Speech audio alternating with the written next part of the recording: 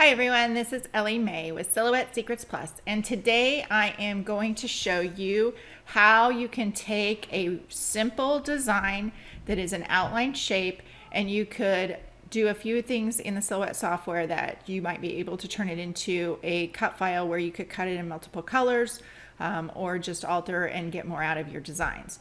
So what I'm going to show you is I have this design that I used this week, and it is this reindeer gnome. My son picked it out for a craft kit that I designed for his class, for his 4th grade class. And this is just the outline. But I took that and I was able to make it so that you can cut individual pieces to be able to create an image. And I've done several different variations of this gnome, from this to a shaped card all the way up to a 36-inch gnome. And I'll include those photos at the end of the video. But a 36-inch gnome that was cut with poster board on my Cameo Pro. So just one design in several different ways. So I'm going to show you how to do that. I'm just going to double click here on my design. Now the first thing I want to say is that every design could be different. The same techniques should work in some order or fashion when you get to creating it, but every design is going to be different because every designer is different. And so this may work for this particular file. You may need to ungroup or release compound path several times instead of just once. So as we work through this, you will get more familiar the more you do this. So the more you practice and the more you play with it, the more familiar you're going to get. I will have links in the comments, in the description below, for tutorials that help with explaining what I'm going to be using, with the link to the file, and with anything that will support the video as well. There'll be a written tutorial on the blog as well. So for starters, when you are working with compound paths, we're going to start working with some compound paths. This entire gnome, the outline, is created up by compound paths. So these shapes here are cut out of the background image. And that's why you're seeing that it's open in here. It's all white. So you have your outline shape. How we can work with that, the easiest way when you work with compound paths is to select your object. You're going to go to your fill color panel, and you're going to take the transparency out, or you're going to change it to no color. Now, I am going to undo that. I'm going to show you why we do this. So I'm going to make a copy. One, I'm going to leave the color in, and the other, I'm going to change the color to transparent. The next thing we're going to do is you're going to right click on your object. In this case, ungroup is an option. You can choose that. It's not going to show you anything on the screen yet.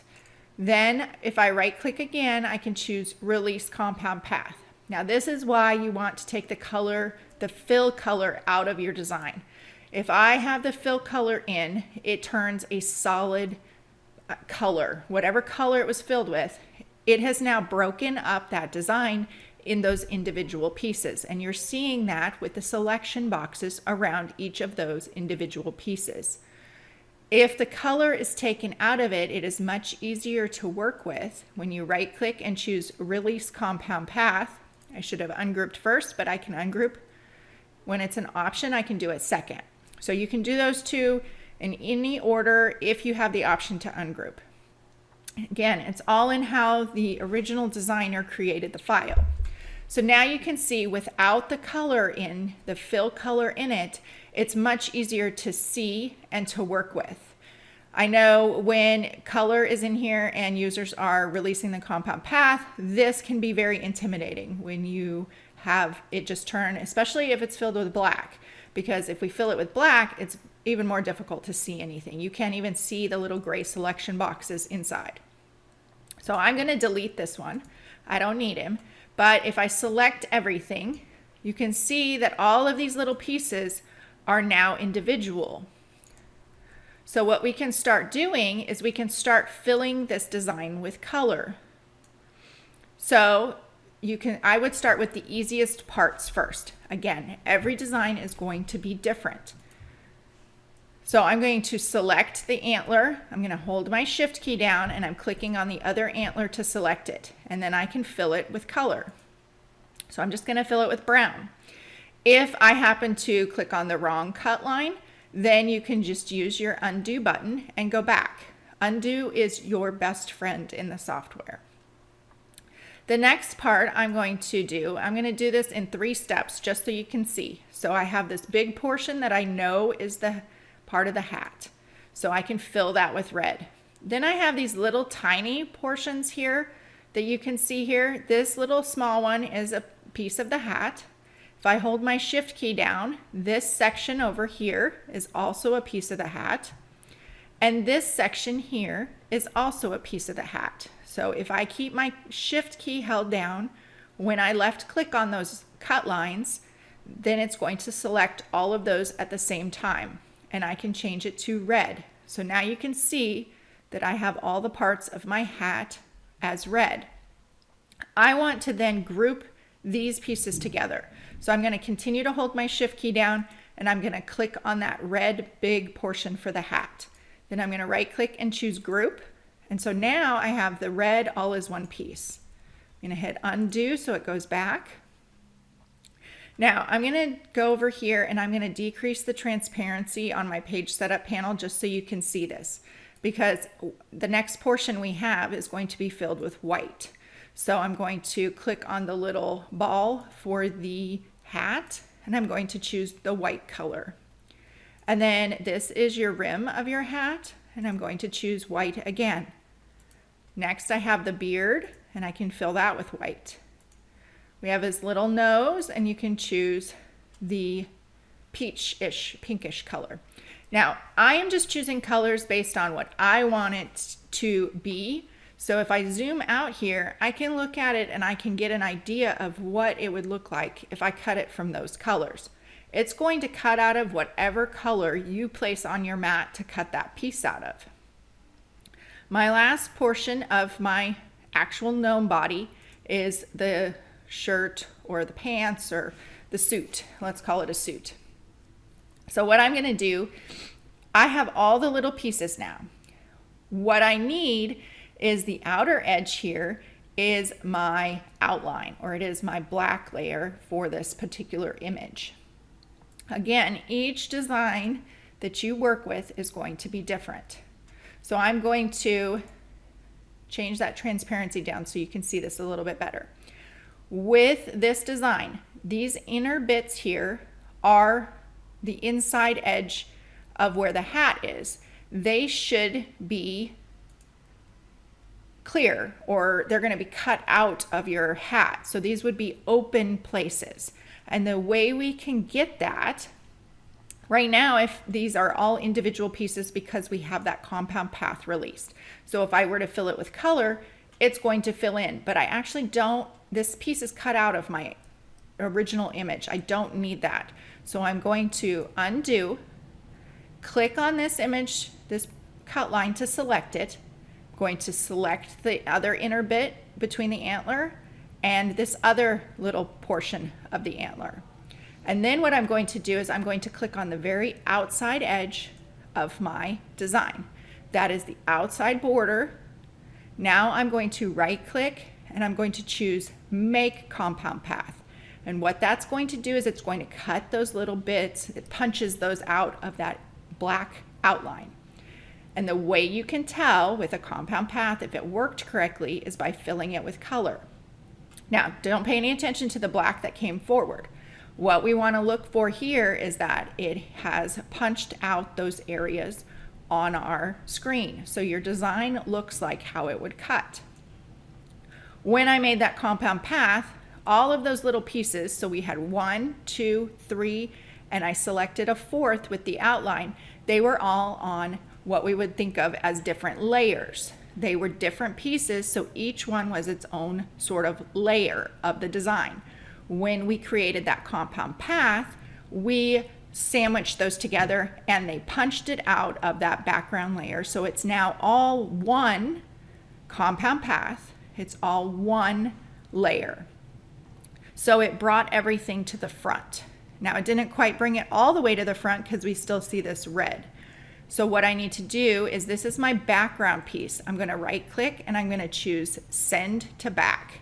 And then what you're going to see is now I have my gnome design and I have all the little pieces to cut.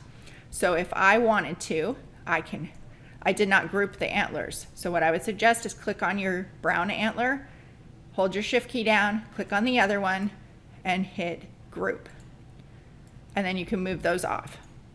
Now when I go to cut, personally, I would ungroup those and I would use the little green rotate button and I would move those closer together to cut.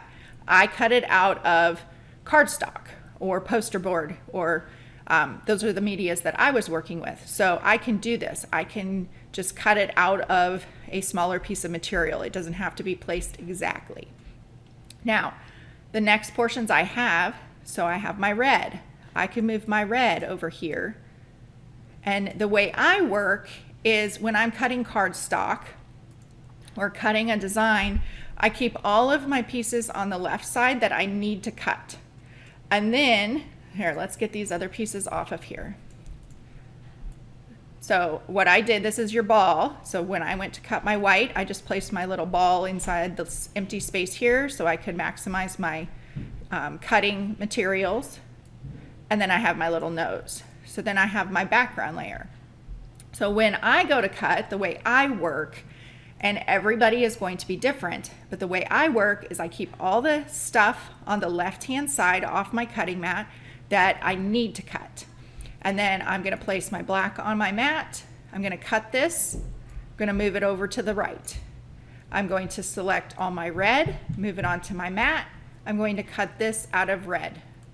Move it off to the right side. So this way I can keep track of what pieces I have left to cut, and I can be preparing my materials as my machine is cutting. So then I would just continue, and this is how I do all of my projects. Especially when you're working with cardstock, because you're working with pieces that you have to glue yourself unless you have adhesive back cardstock. So undo is always your best friend. So if I undo all of here, a neat feature of Business Edition is you do have the multiple undo feature. This is a bonus tip I hadn't planned to share, but when you click on that little circle with the arrows, your multiple undo opens up and you can actually undo multiple tasks at one time. So I don't have to keep clicking undo. So I'm going to show you that here. I'm going to move everything back, and they're very generic names, so you just have to get used to that. I'm going to click on Move Polygon, and you can see as we go back down this list, and I'm just going to choose, let's see, ungroup 3 shapes. Okay, so it's all the way back to where my antlers are. Group 2 shapes. Now I have my gnome back to normal. So I have created this, used this gnome image for several different projects this week. The first one was a craft kit that I created for my son's 4th grade class. I just cut all the pieces, put them in a little bag with some very basic instructions so that they could use, for them, they use a glue stick to assemble these. The other one, I have created a shaped card, which I'm going to create another video to show you how I did this, but it is a shaped card that the edge is the shape of the gnome. So I made it to customize that, and then I cut it out of some pattern paper. This is Sparkleberry ink, pattern cardstock, and then so I have now a card I can send to somebody. The next one, I'm going to show you a photo here because it's hard to display a 36-inch gnome. I cut this out of poster board using my Cameo Pro, which is the Silhouette machine that's capable of cutting 24 inches wide.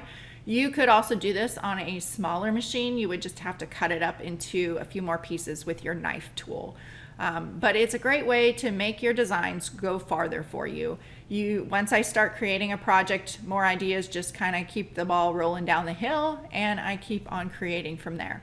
Sometimes I don't have enough time to get them all done, but I hope you've enjoyed this little tutorial on how to work with designs, and the best way to learn is to just keep on playing. You aren't going to learn this overnight. Every design is going to be different, and it just takes some practice. There is a written tutorial linked in the description below. Let me know how you do, and we love seeing your projects on the Silhouette Secrets with Ellie Mae Facebook group. Have a great day. Thank you.